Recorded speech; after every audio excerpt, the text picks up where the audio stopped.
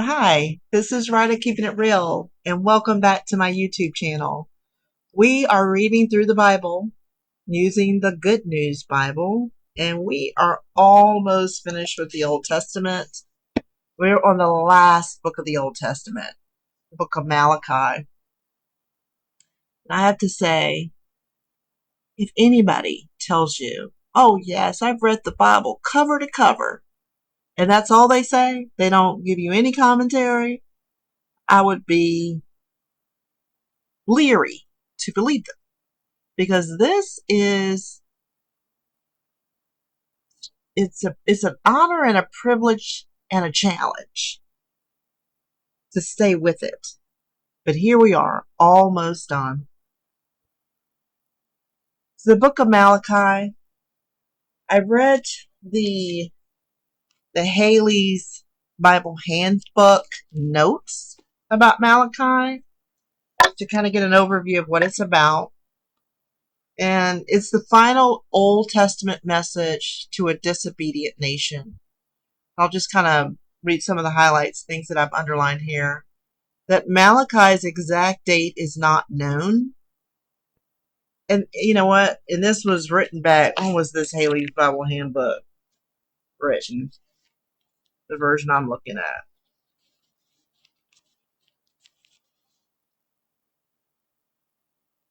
1962. So maybe it's been found out now. Maybe they've done enough research. But back then when he wrote this, um, it's accepted that Malachi lived 100 years after Haggai and Zechariah. And he's associated with Ezra and Nehemiah and their reforms. So this book is about a remnant that has returned from captivity and rebuilt the temple, reestablishing the nation, rebuilt the wall. And these Jews had been home from Babylon about 100 years. So they've been home for 100 years. And they were starting to fall back into their old ways. I mean, we can all relate to that. To neglect, like I said, as an example of reading this Old Testament, it's a challenge because you have to be committed and you have to stay with it. So just like, being on this walk of this awakening, you have to stay with it. There's so many things that you can get sidetracked with. So they were back to their old ways of neglecting the house of God. The priests had become lax and degenerate. Sacrifices were inferior. Tithes were neglected. And they had reverted back to the practice of intermarrying with their idolatrous neighbors. So it says the Jews have become, like a largistic state of mind. And this book also talks about the promise of the Messiah. And Malachi assured them that the Messiah would come, but that it would mean judgment for many of them. And so then chapter 1 is the contempt for temple sacrifices. Chapter 2 is marriages with the heathen neighbors. Chapter 3 is the coming day of the Lord.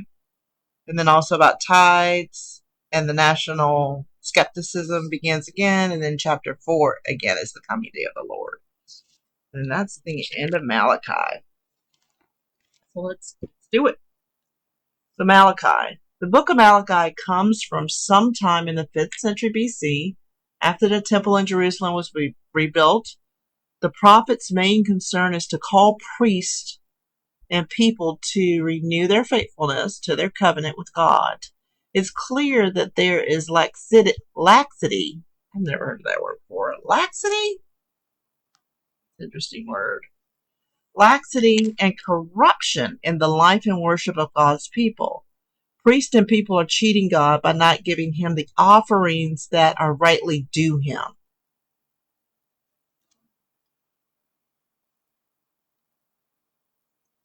And not living according to his teaching. But the Lord, Yahusha,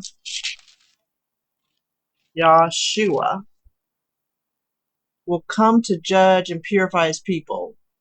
No, but YAHusha will come to judge and purify his people, to judge and purify, sending ahead of him his messenger to prepare the way and to proclaim his covenant. No, and I think it is the Lord, meaning Jesus or Yeshua, will come to judge and purify his people.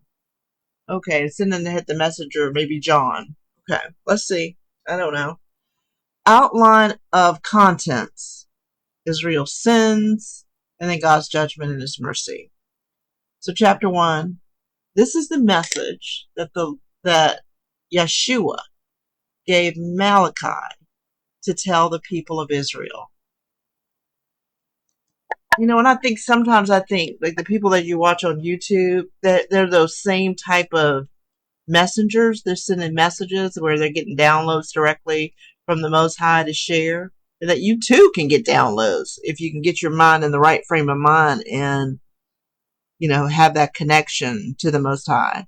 But I do believe that there are today people who are getting downloads and messages. And if you would have asked me this 20 years ago, I would have said absolutely not. There was some Bible verse, New Testament Bible verse, that I could have told you that. No, God does not speak to people directly anymore. He spoke through the Bible, and that's what you should read. I don't believe that anymore. I don't. So, the Lord's love for Israel. The Lord says to his people, I have always loved you. But they reply, how have you shown your love for us? The Lord answers, Esau and Jacob were brothers, but I have loved Jacob and his descendants, and have hated Esau and his descendants. I have devastated Esau's hill country and abandoned the land to wild animals. If Esau's descendants, the Edomites, say, our towns have been destroyed, but we will rebuild them, then the Lord will reply, let them rebuild. We'll tear them down again. People will call them the evil country, and the nation with whom the Lord is angry forever. The people of Israel are going to see this with their own eyes, and they will say, the Lord is mighty even outside of the land of Israel. That's deep right there. And I know I've read that before. That's a key verse. Key verse. Yes. Yes. The notes here. After the temple of Jerusalem was built, call the priests and the people to renew their faithfulness to their covenant with Yahuwah. They were not giving him offerings that are due him. They are not living according to his teachings. Yahuwah will come and judge and purify his people. Okay. And I have hated Esau and laid his mountains and his heritage waste for the dragons of the wilderness, wherein Edom said, the Edomites, we are impoverished, but we will return and build the desolate places. Thus saith the Lord of hosts, they shall build, but I will throw down, and they shall call them the border of wickedness, and the people against whom the Lord hath indignation forever. Oh, just imagine that. So imagine if you can tie back exactly who these Edomites are, their spirits, who would be considered an Edomite today, and them to read that these are the people that the Lord has indignation forever.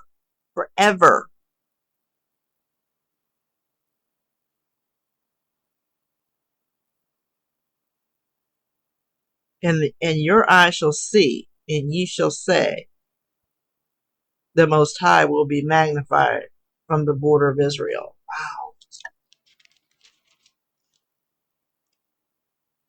Okay, keep going. We're going to get through this. Okay. The Lord reprimands the priest. Get a little bit closer here.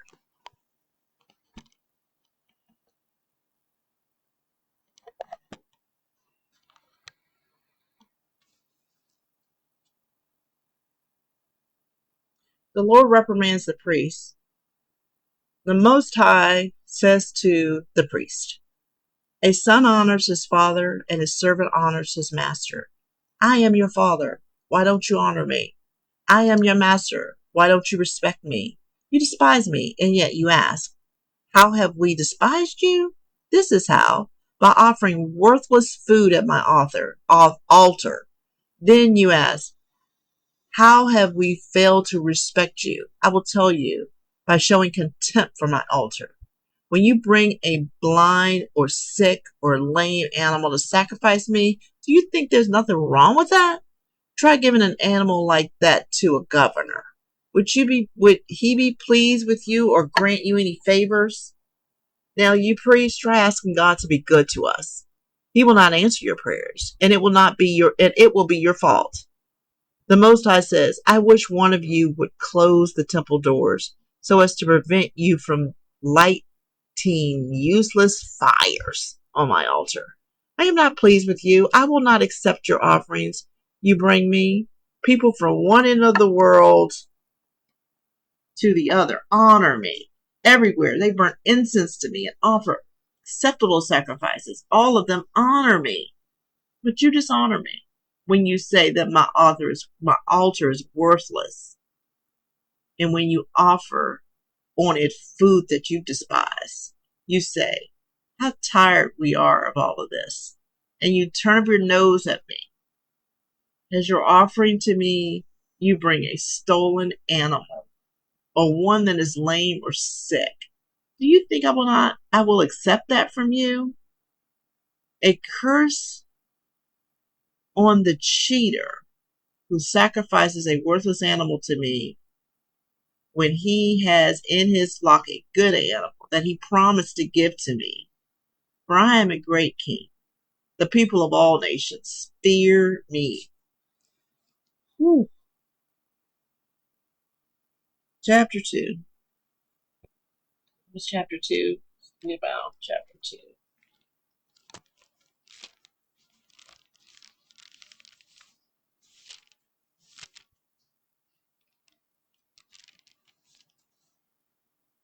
Marriages with heathen neighbors. Chapter 2 is a long chapter. The Lord Almighty says to the priest, this command is for you. You must honor me by what you do. If you will not listen to what I say, then I will bring a curse on you. I will put a curse on the things you receive for your support. In fact, I have already put a curse on them because you do not take my command seriously.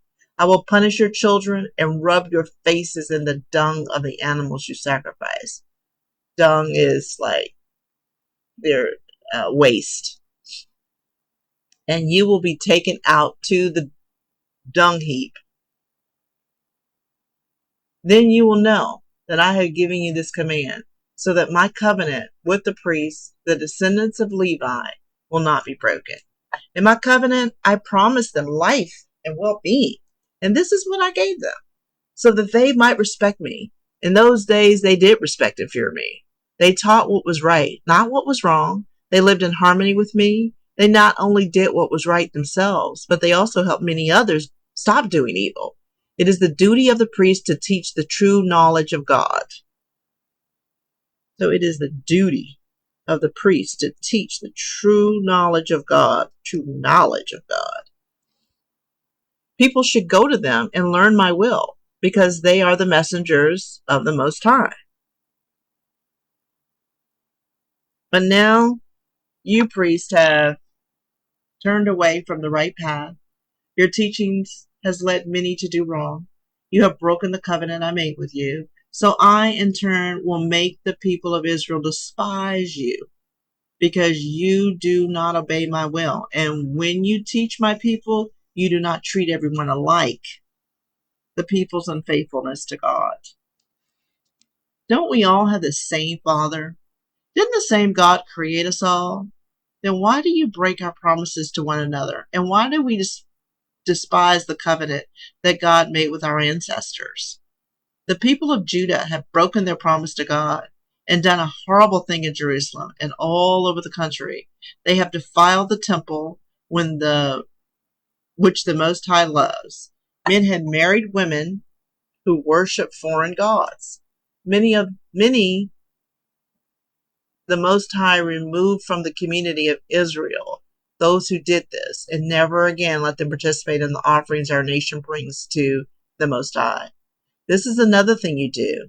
You drown the Most High's altar with tears, weeping and wailing, because he no longer accepts the offerings you bring him. You ask why he no longer accepts them. You ask why he no longer accepts them. It is because he knows you have broken your promise to the wife you married when you were young. Wow. She was your partner, and you have broken your promise to her. Although you promised before God that you would be faithful to her. Didn't God make you one body, one spirit with her? What was his purpose in this? It was that you should have children who are truly God's people. So make sure that none of you breaks his promise to his wife. I hate divorce, says the Most High of Israel. I hate it when one of you does such a cruel thing to his wife. Make sure that you do not break your promise to be faithful to your wife. Wow. I never knew where that was in the Bible.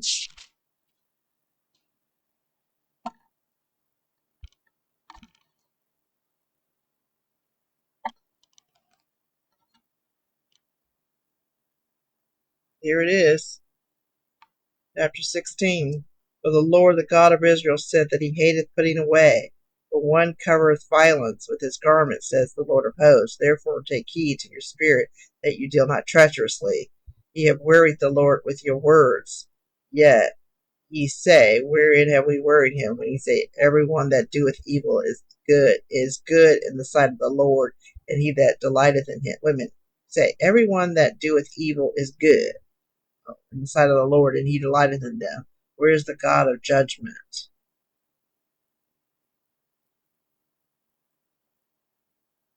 Yet ye say, wherein? Because the Lord hath been witness between thee and the wife of your youth, against whom thou hast dealt treacherously. Yet is she thy companion and the wife of thy covenant? And did not he make one? Yet had he the residue of the spirit. It's like, to me, nobody would understand that. Everybody understands what I just read. Everybody understands what I just read about this. Everybody understands that. Don't put away your wife that you married in your youth for another woman who's not your wife, because God hates divorce. Right? Everybody gets that. And there's something in the New Testament that says he hates divorce, but he'll allow it. That's how people get around all that. But we're not there yet. We're still reading this. The day of judgment is near. You have tired the Lord, the Most High, out of your talk. Like, what are you doing all this talking for? He understands what your heart is. But you ask, how have we tired him? By saying, the Most High thinks all evildoers are good. In fact, he likes them. Or by saying, where is the God who is supposed to be just? Okay. Chapter 3 is about tithes, national skepticism. Chapter 3. The Lord Almighty answers, I will send my messengers to prepare the way for me. Then the Most High you are looking for will suddenly come to his temple. The messenger you long to see will come and proclaim my covenant. I think he's talking about YAHusha or Jesus. But who will be able to endure the day when he comes? Who will be able to survive when he appears? He will be like a strong soap, like a fire that refines metal. He will come to judge like one who refines the purifies silver, as a metal worker refines silver and gold. So the Most High's message will purify the priests, so that they will bring to the Most High the right kind of offerings. Then the offerings which the people of Judah and Jerusalem bring to the Most High, will be pleasing to him, and they used to be in the past. The Most High says, I will appear amongst you to judge, and will testify at once against those who practice magic, against idolaters, against those who give false testimony, those who cheat employees out of their wages, those who take advantage of widows and orphans and foreigners, against all who do not respect me. That is verse 5. 3:5. And I will come near to you to judge, and I will be a swift witness against the sorcerers, against the adulterers, against false swearers, and against those who oppress the hirelings in his wages, the widow and the fatherless, and that turn aside the stranger from his right and fear not me, says the Lord of hosts. Okay?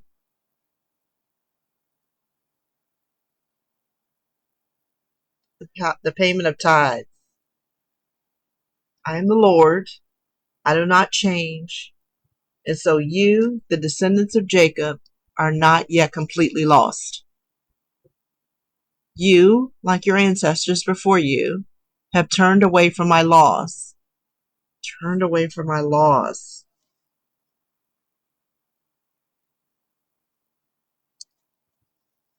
And have not kept them.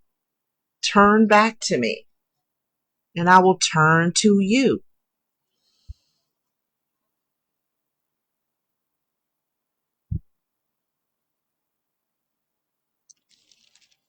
I don't want to forget where this is over here.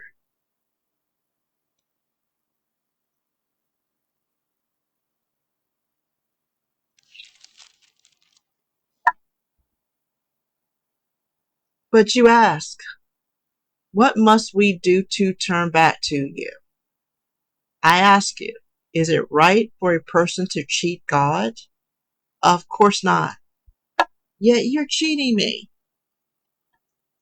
How, you ask? In the matter of tithes and offerings. It curses on all of you because the whole nation is cheating me.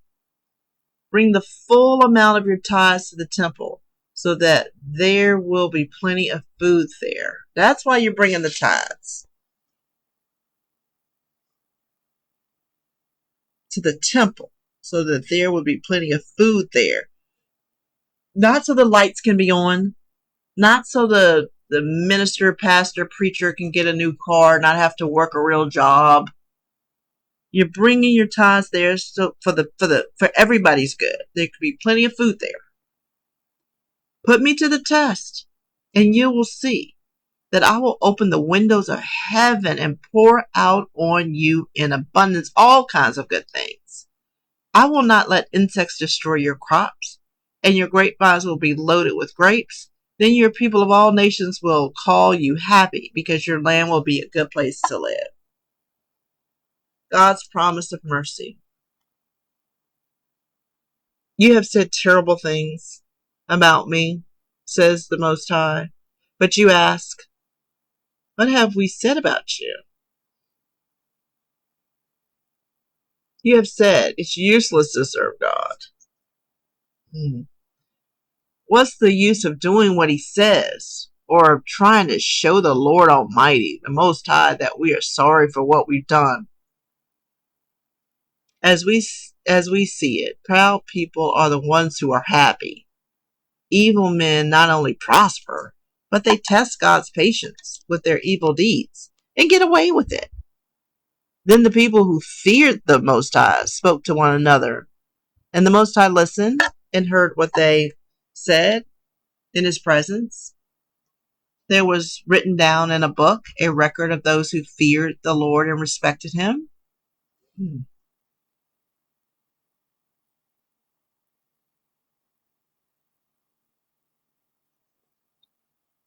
They will be my people, says the Most High.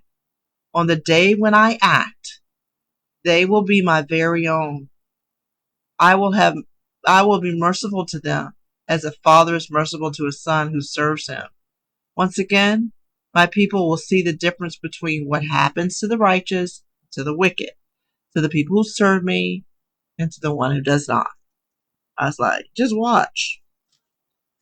Chapter 4, last chapter of the Old Testament. The day of the Lord is coming. The Most High says, the day is coming when all proud and evil people will burn like straw. On that day, they will burn up, and there will be nothing left of them. But for you who obey me, it's about obedience.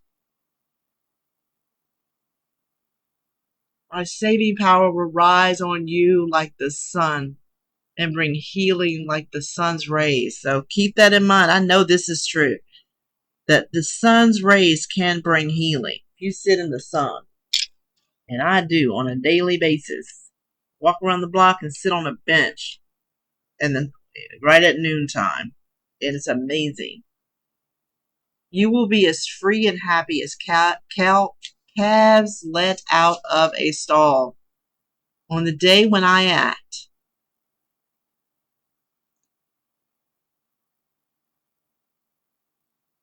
you will overcome the wicked, and they will be like dust under your feet. Remember the teachings of my servant Moses, the laws and the commands which I gave him on Mount Sinai for all the people of Israel to obey. And they want us to forget that. They say it's done away with it. Done away with. Nailed to the cross. Okay. But before the great and terrible day of the Lord comes, I will send you the prophet Elijah, which I think is John. He will bring fathers and children together. Otherwise, I would have to come and destroy your country. Okay, that's the book of Malachi. You got two pictures here to color. One is, I am the Lord and I do not change. That's important. That's important to know. I am the Lord and I do not change. That's important to know. The reason why that's important to know is because everybody keeps acting like the Most High is changed. From the Old Testament to the New Testament, there's change. I don't know what this is right here. It's almost like that's fun.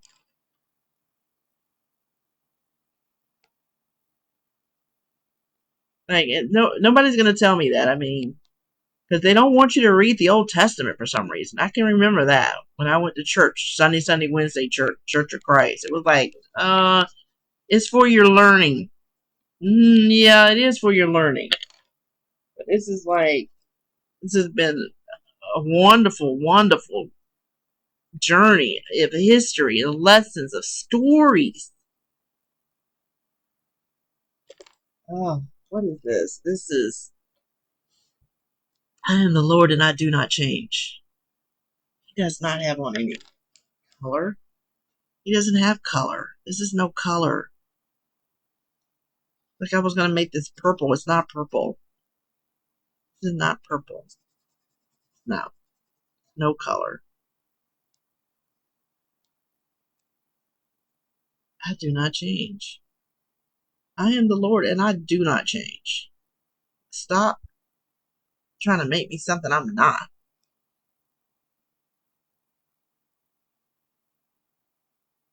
It doesn't have a face. It's not. It's a spirit like.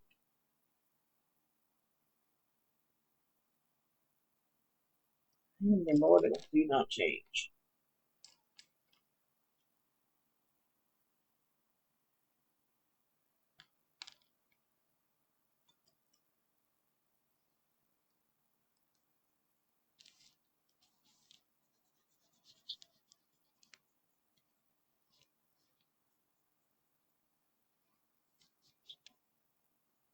I am the Lord and I do not change. Malachi 3:6.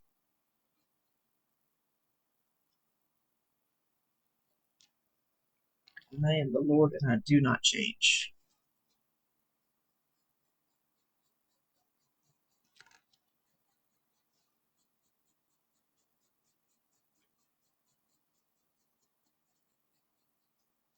I am the Lord and I do not change.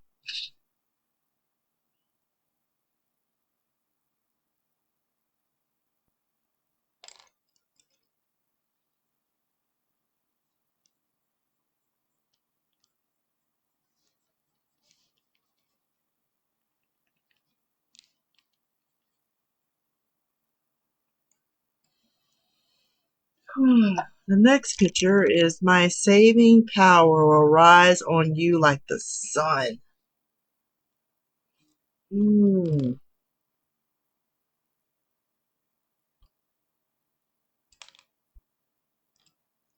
My saving power will rise on you like the sun.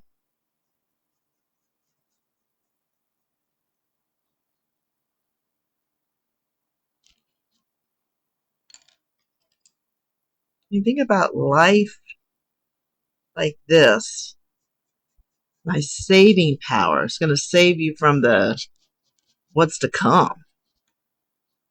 It will be on you like the sun. You know, when the sun's on you, it warms you completely.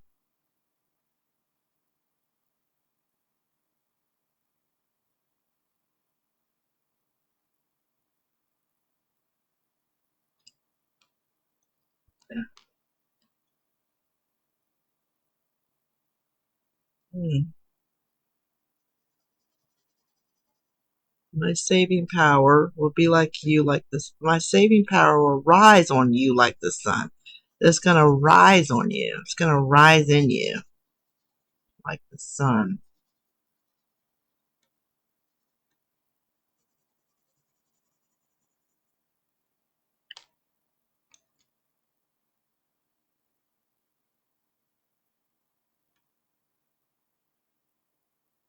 I don't know why. When I color it, I like to mix colors. Like I like to mix other things. I like to mix perfumes. I like to mix lipsticks. Like it makes it individual, right? Nobody else is gonna mix the colors like I'm mixing the colors, or mix the perfume like I'm mixing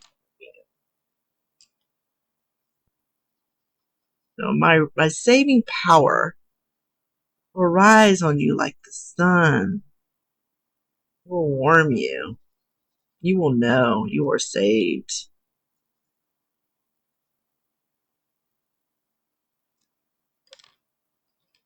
I am the Lord, I do not change. My saving power will rise on you like the sun.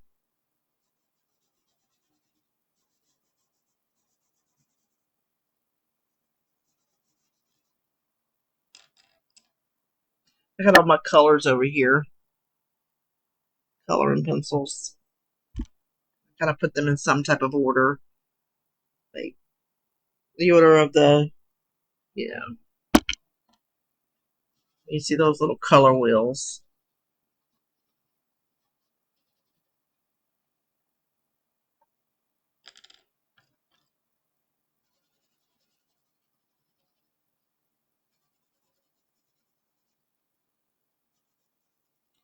So that, my friends, family, nation, definitely that sun is not contained. That sun is not that contained like that. Absolutely not. It is not contained like that. The rays are not. It does not stop where those lines stop. Just looked at that as like, nope, it does not stop there. Not at all. No end to that. It's ending. Never ending here.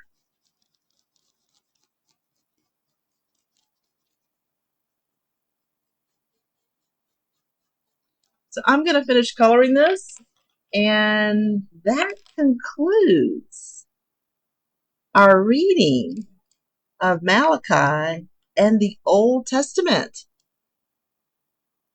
So until next time, try to keep it real.